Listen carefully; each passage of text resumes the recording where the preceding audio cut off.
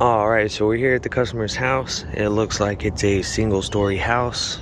Looks like I can see the cable on the outside, so it's going to be exterior to interior penetrations. So I'm gonna go make contact with the customer and see why he has lost signal. Alright, so we got no signal at the hopper. Unable to get access to the attic. But looking up here, I see a bunch of wires, and then looking through this little broken piece, I see what looks like to be a hybrid solo hub. It also looks like there's a splitter back there. So I'm gonna replace the hub and see what happens. Alright, went ahead and replaced it. New one, old one. Also found a solo node up here. Nice. Been running low on those. Let's see what happens to the hopper. Alright, so we just got done at that customer's house. What it ended up being was this hybrid solo hub. What happens is especially on the Hopper 3s, it pushes a lot of electricity through them and they fry out over time. This one doesn't seem to be too old, and it was sitting in the attic, so it wasn't really exposed to the weather, at least rain. So it just must have failed prematurely. So now I'm just going to go to my account notes, and I ran a check switch. He did have internet, so I verified that. He did ask for a new remote. Some of the buttons were sticking, and then I'm going to put on the outside work that I replace the hybrid solo hub in the attic. I always put in attic so the next technician knows where to. Alright, so I just made contact with the customer, and she stated that she got a new roof. So I'm going to go ahead and repoint the dish, and probably replace all these connectors and components as well. So here's the tool belt I carry. I carry all of my coax termination cables. I carry a 1/2 inch on a ratchet just to tighten dish assemblies when they're on the roof. A level for when I mount a mast. I carry a little headlamp that works wonders in attics or crawl spaces that do not have lights. A screwdriver for wall plates and stuff, some zip ties, and then over on this side is kind of my specialty stuff. So I have my toners, some silicone, and then I have some connectors, cables, and then in this little bottle right here is where I keep all of my like drill bits and stuff I'm going to use for my impact and my drill. Main things I use are these, and this mounts the lag bolts, and then this mounts the screw clips. So this is going to be the biggest problem when customers get a new roof and the roofers put the dish back on the roof, is that they never hit a stud. Some do, some don't. Some roofers are excellent, some aren't. And what happens is, she said it worked for a while and then it stopped working, and the problem is because this whole mast is loose. You can see on the base plate, the whole dish itself can just move very freely. So because roofers did this, they put a bunch of this stuff over the lags, so I don't even have access to the lags. So now I have to talk to the customer. Okay, now we are going to go ahead and point the dish. So here's how I do this. I hook up my connector into the sat buddy that's going straight to the dish. I'll go ahead and see where we're at right now. So like I said, on 119, there's no signal. So now that I got those two bolts and this one loose, I'm gonna go ahead and turn the dish left to right and see if I can pick anything up. Okay, so we picked up one. You can ID it and make sure it's the right satellite, but since it's Western Arc and it has 3, I like to just go through and see if there's 3 there.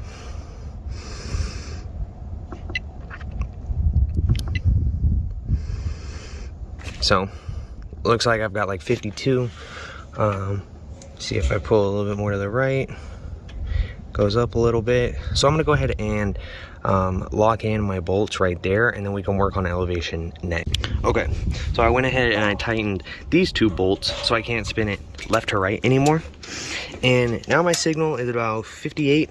So what I'm going to do is, there's a little hole right here at the top of the dish.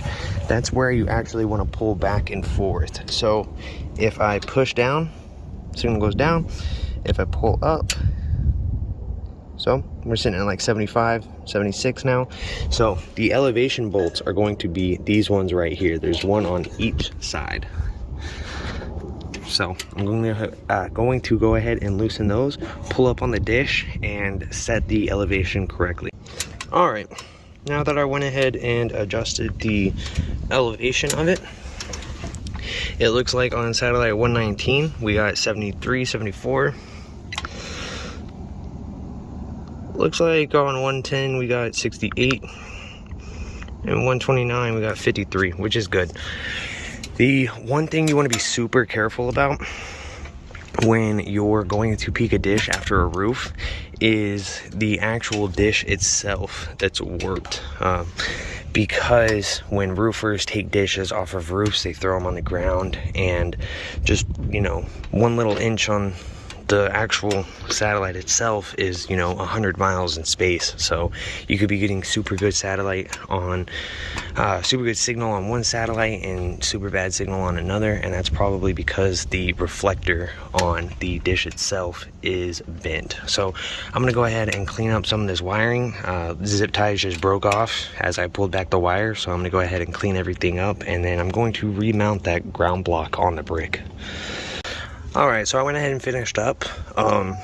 As you know, when I got here, there was a bunch of wires hanging here. They were all dead. So I went ahead and removed those and just left a barrel on the end of this one. And then I replaced the ground block, and you probably saw as well that it wasn't grounded. The satellite, the messenger cable's up here, so I can't even ground it if I wanted it to.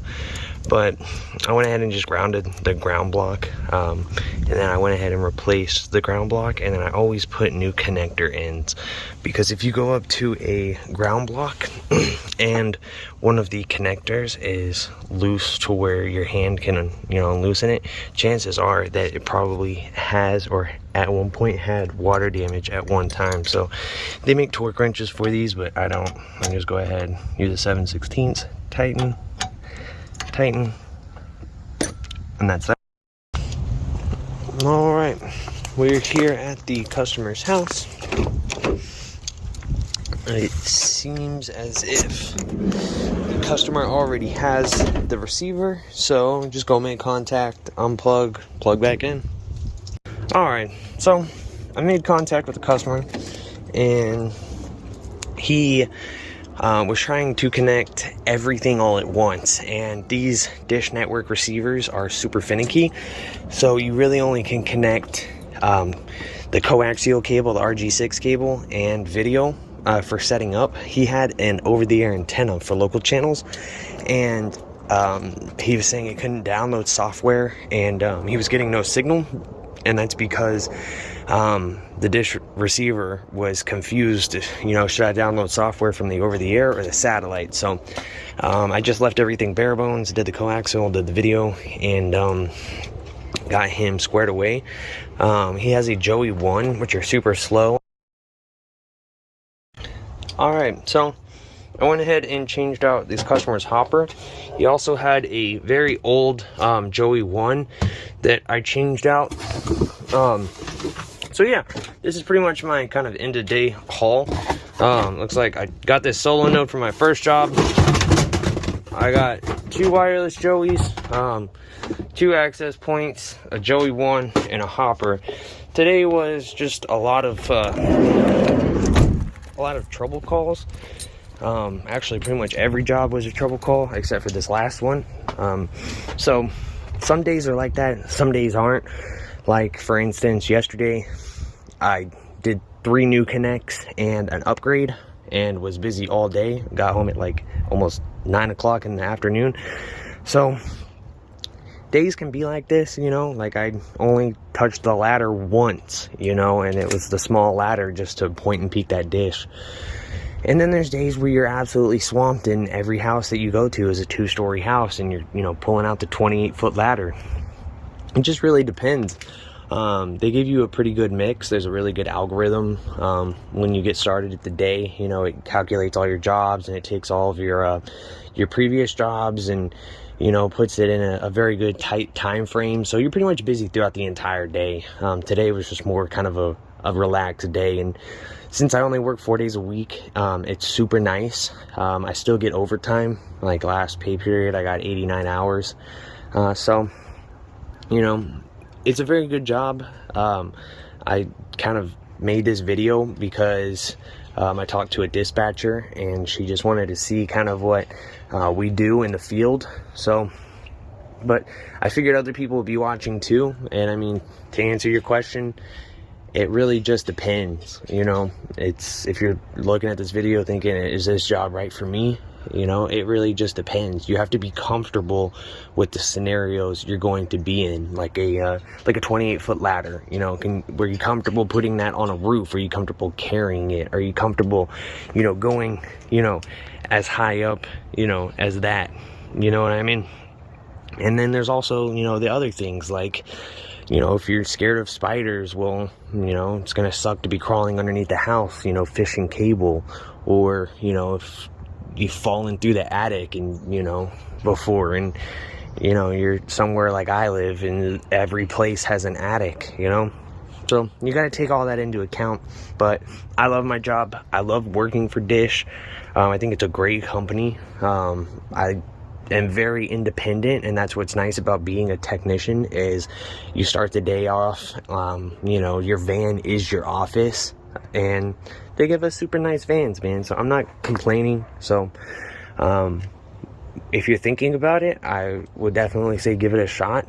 But like I said, know your limitations, because you're going to be in attics, you're going to be in crawl spaces, you're going to be climbing 28-foot ladders. Is it going to be every day? No. Like I said, I only crawled up on a, you know, 1-story house and it was a super tiny ladder today, you know, but tomorrow it could be a totally different scenario. So take everything into account. Yeah, that's pretty much it. That was my day full of trouble calls. So I'm gonna go home. It's now about 5 o'clock in the afternoon. Yeah, all right.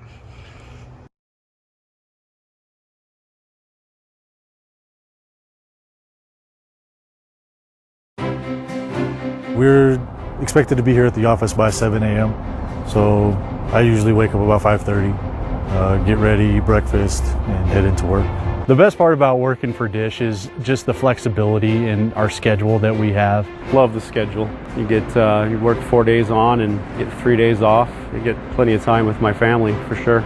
Yeah, so some of the days can be very challenging, and depending on where you live, you know, it can be very cold, it can be very hot. You're doing a lot of outside work, which means that you're out in the weather, whether it's good or bad. Cable gets brittle, your hands get stiff, you get numb. I don't think the mailmen have anything on Dish Techs. We usually do new connects where we do the whole new install. We'll be setting up dishes, running new lines. We do upgrades for the customers if they want to upgrade to high definition, newer equipment. We do service calls. If they have any issues, we go out there, try to figure out what the issues that they're having. Once you get inside, you install receivers. You do customer education. You show the customer how to use their equipment. They take pretty darn good care of you, benefits-wise. They take very good care of you when it comes to tools and equipment.